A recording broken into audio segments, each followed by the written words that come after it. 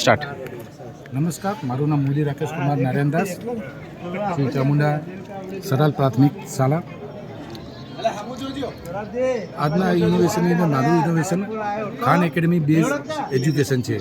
ખાન એકેડમીની અંદર આપણે ટીચર દ્વારા લોગિન કરી અને બાળકોના બધા એકાઉન્ટ ક્રિએટ કર્યા છે.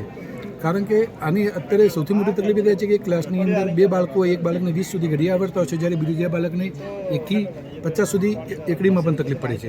તો આ રીતે એકાઉન્ટ ક્રિએટ કરી અને એની અંદર બાળકો પોતાની જાતે જ ગણિતની અંદર પ્રશ્નોનો જવાબ આપે છે અને એ પ્રમાણે એમને ટાર્ગેટ આપવામાં આવે છે અને ટાર્ગેટ એ સિદ્ધ કરે છે. આ પ્રકારના જે રીતે ટાર્ગેટ સિદ્ધ કરે છે એ પ્રમાણે એની અંદર ગ્રીન કલર કરવામાં આવે છે અને બાળકોને આ રીતે ઇનામ આપવામાં આવે છે. આપ જોઈ શકો છો કે આની અંદર બાળકોએ 3500-4,000 મિનિટ સુધીનું ઓનલાઈન કામગીરી કરેલી છે. બાળક જેટલું મોબાઈલની અંદર ઘરે ગણિતના પ્રશ્નોના જવાબ લખશે એટલી શાળાની અંદર શિક્ષકની મહેનતમાં ઘટાડો થશે. એ સિવાય આની અંદર જ્યારે ટેસ્ટ લેવો હોય તો ફક્ત ટેસ્ટ ક્રિએટ કરવાનું થાય છે. બાળકો કોમ્પ્યુટર ઉપર બેસી અને ટેસ્ટ આપે છે અને કોમ્પ્યુટર ઓટોમેટિક એને ચકાસણી કરી અને એનું પરિણામ પણ આપી દે છે. કોમ્પ્યુટરની અંદર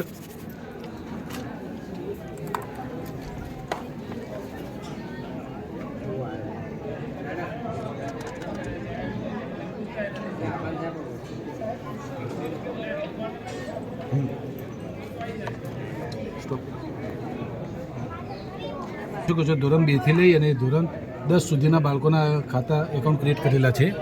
ધોરણ 2 થી લઈ અને ધોરણ 10 સુધીના બાળકોના એકાઉન્ટ ક્રિએટ. આની અંદર દાખલા તરીકે ધોરણ 4ની અંદર આપણે જઈએ છીએ તો કયા વિદ્યાર્થીએ કેટલી અધ્યયન નિષ્પત્તિઓ સિદ્ધ કરી છે, તો 480 મિનિટ આને કામ કર્યું છે. એમાંથી 39માંથી 13 અધ્યયન નિષ્પત્તિઓ સિદ્ધ થઈ છે. જે આપણા અધ્યયન નિષ્પત્તિઓ કચાશ થઈ ગયો છે એ અહીંયા લાલ કલર, કેસરી કલરથી બતાવવામાં આવે છે. કુશળતાની અંદર ધોરણ વાઇઝ આપણે બાળકોની કુશળતા બતાવવામાં આવે છે કે સરવાળો બાદ બાકી અધ્યયન નિષ્પત્તિ વાઇઝ આની અંદર એ કુશળતાનું રહે છે. નિપુણતા કયા બાળકને કેટલા ટકા નિપુણતા મેળવી છે એ અંદર બતાવવામાં આવે છે. પછી પ્રગતિ આપણે જોઈ શકીએ છીએ કે ક્લાસની અંદર જે ટોટલ આટલો ટાર્ગેટ આપેલો છે એમાંથી ક્લાસની અંદર 85% બાળકોએ આ અધ્યયન નિષ્પત્તિઓ સિદ્ધ કરી છે. ધોરણ 1ની અંદર 55% સિદ્ધ કરી છે. ધોરણ 2ની અંદર 9% સિદ્ધ કરી છે.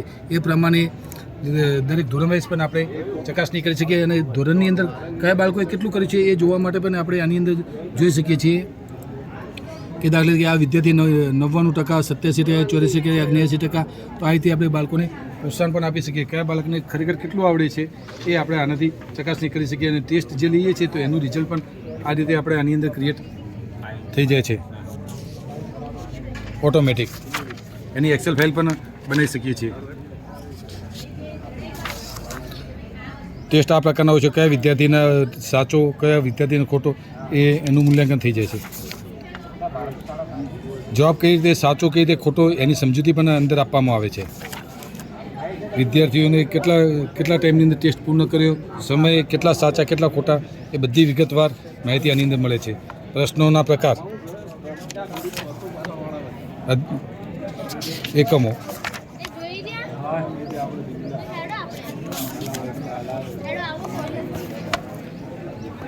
આની અંદર એઆઈ એડ કરવામાં આવ્યું છે જેનું નામ કિમિંગો આપવામાં આવ્યું છે. કિમિંગો એઆઈ. આ એઆઈ દ્વારા ફક્ત બાળકનું નામ ટાઈપ કરવામાં આવે તો એ બાળકના વિશેની તમામ વિગત આપવામાં આવે છે કે બાળકને કઈ બાબત કેટલી આવડે છે એ તમામ વિગત આવી જાય. અહીંયા આપણે દ્રષ્ટિ એચ પ્રજાપતિ નામ લખ્યું તો એની તમામ વિગતો એઆઈ દ્વારા ઓટોમેટિક ક્રિએટ થઈ જાય છે. ઓકે,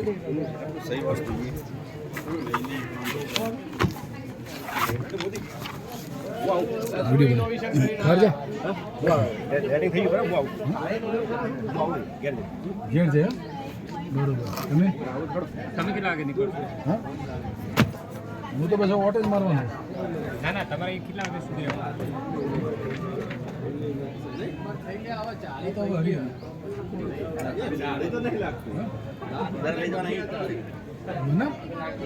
હજુ તો 6-7 લાગશે.